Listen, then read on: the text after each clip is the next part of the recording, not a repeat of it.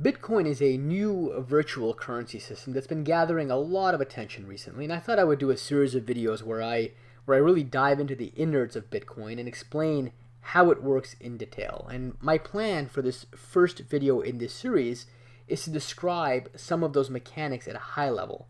And then what I'll do in subsequent videos is dive a bit deeper into all of the underlying aspects that I touched upon within this first video.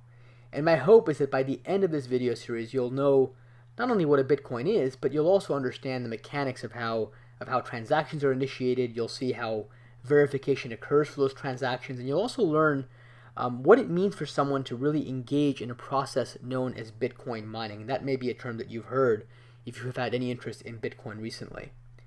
Now, I do want to point out also that the Bitcoin scheme is fairly involved. It requires some time to really cover all of the relevant details, and to me, the best way to really wrap your head around a scheme like Bitcoin is to really suspend belief for a bit and get exposed to all of these relevant details. Now, you'll undoubtedly have a lot of questions along the way, but my hope is that by the end of this video series, all of the relevant stones will have been overturned and your questions will have been appropriately answered, but it might take some time to get there, okay? And in part, that's because I'll try to describe things in a way that's sensible, and that might involve leaving some details out until I can explain enough pieces of the scheme and then adding those details in as I go along so that you're not inundated with too many minor points and nuances along the way, but you get a feel for the overall system as I go through things. So with that, let me go ahead and just dive right in. And first of all, I do want to point out that Bitcoin has been described really as a decentralized currency because there's no real central bank or entity that's involved in generating or transacting Bitcoins. And in fact, what happens in the context of a Bitcoin is that all of the transactions really require what's known as a peer-to-peer network, a network of just individual hosts that essentially collectively agree on different aspects of how the protocol is implemented and used, okay? And then Bitcoin itself is also referred to sometimes as a cryptocurrency. And by cryptocurrency, I mean that we use a lot of cryptographic techniques in order to facilitate or to really enable Bitcoin transactions to take place. And I'll do separate videos on some of these techniques, but just take it at face value right now that it's decentralized and is a type of cryptocurrency. Now, I also want to point out that the term Bitcoin itself can in fact be a bit confusing. And in many ways, Bitcoin transactions don't really resemble traditional coin transactions so much as they represent really entries in some type of a global ledger. And by that I mean that let's say you have a transaction taking place, and let's say the transaction is taking place within or among two parties, and we'll call them Alice and Bob, which are traditional names that are used in many cryptographic protocols to describe the parties involved. And imagine that Alice wants to transfer, or really wants to assign, a certain number of Bitcoins that she possesses over to Bob, okay? And you can think of this transaction really as an entry in a ledger of some sort, okay? And I also want to point out before proceeding that even though I've used terms like Alice and Bob, what I really mean in the context of Bitcoin is not the actual identities in the physical sense, but really that Alice and Bob are identities in the Bitcoin system. And these identities are just, in actual implementation, are just collections of numbers that do not have to be tied with Alice and Bob's real world identities. So in that capacity, you can think of Bitcoin identities really as effectively being pseudonyms, okay, rather than real names. And the idea is that Bitcoin then becomes more of a pseudonymous protocol where people are addressed by their pseudonyms, and that provides some level of privacy to users who want to transact using the Bitcoin system, okay? Now, in a transaction between Alice and Bob, what Alice will basically do is specify a few different numbers. She has to specify how many Bitcoins she wants to allocate to Bob. So let's say Alice started off with 50 Bitcoins of her own.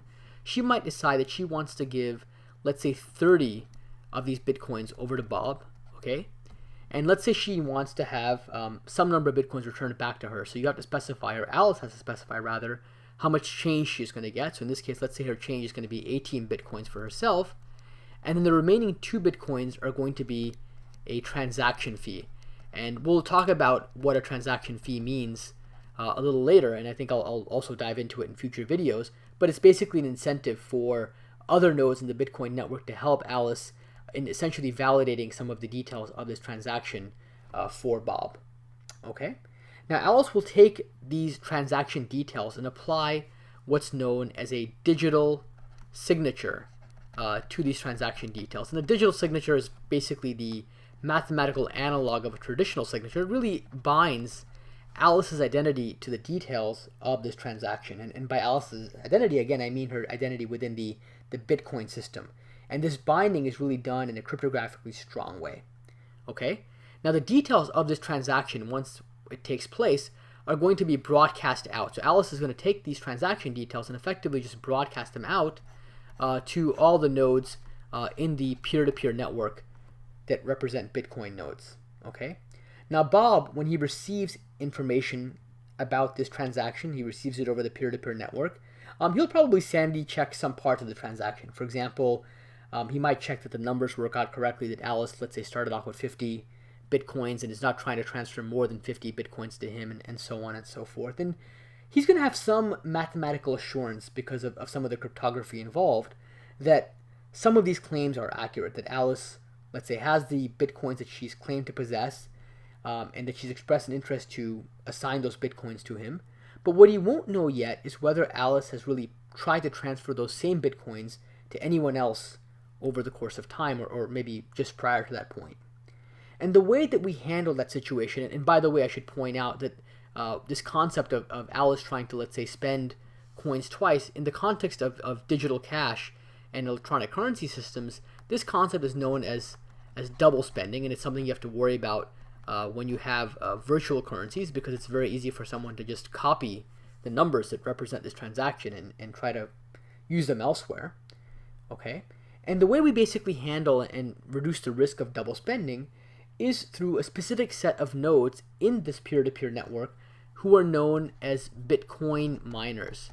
Okay, so you might have heard this term, Bitcoin miners. And the Bitcoin miners are basically specific individuals, specific nodes within this peer-to-peer network. And what they basically do is they take all of the transactions that they see, and remember, they're listening to all these transactions, not just Alice and Bob's, but other transactions that are taking place. And they'll take those transactions, and ultimately they will take those transactions and compile them into what's known as a transaction block. Okay, so it's basically a recording of all the previously unrecorded transactions. Okay, so if you think of a single transaction, let's say, as a ledger item, you could think of a transaction block as representing, let's say, an entire page in a ledger book. Okay, and these Bitcoin miners will also include in this block, in addition to all these unrecorded transactions, they will also include in this block a special transaction that's meant just for themselves, to basically reward themselves for the effort of doing this mining. Okay? Now, a transaction block will also contain an encoding of the previous transaction block. Okay, so there's going to be some level of continuity. And then Bitcoin miners will also include a specially crafted sequence of numbers associated with these transactions. And this sequence of numbers is known as a proof of work. Okay, and it's called a proof of work because it's something that's really hard to generate, something that requires a lot of effort to do, and that kind of makes it hard for just anybody to get involved with Bitcoin mining willy-nilly, but it requires that they really exhibit or exert some computational effort, basically in exchange for getting this extra reward of a payment, and also in exchange for getting this transaction fee that they're going to be promised by Alice to engage in this sort of work. Okay? And I'll talk about what proof of work protocols are in a separate video in more detail. Now, because each transaction block contains information about previous transaction, really what you end up having is not just a single block. You ultimately have what you can think of as a chain of transactions, and you can call this a transaction blockchain. Okay? And the idea is that as soon as a Bitcoin miner is able to construct a transaction blockchain containing all these unrecorded transactions and this proof of work, it'll broadcast the details of that chain out to all of the nodes, all the peers on that peer-to-peer network for Bitcoin. Okay? And then once the newly broadcast chain gets kind of verified and it meets the right properties, the nodes on the network are just going to go ahead and start using it, and they're going to start appending new transaction blocks to that chain. Okay? They're going to take anything that hasn't yet been processed and start incorporating it into the transaction chain that was broadcast out by the node who came up with the proof of work correctly. Okay? Now this transaction blockchain, really what we're going to be doing in the context of Bitcoin is the nodes are only going to consider the transaction blockchain that reflects the greatest amount of work to generate its contents. And again, there's this proof of work that I mentioned that is used to kind of determine or identify what work was involved in coming up with this transaction blockchain. Okay? And the one that's the longest is going to be considered sacrosanct within the Bitcoin system. And future miners are supposed to only work off of the chain that is the most work put into it. Now what's remarkable here is that this whole process is decentralized. There is no bank or no centrally trusted entity that was actually involved in the transaction. So hopefully this first video gave you a bit of a description, a flavor, if you will, for the high-level mechanics of the Bitcoin system.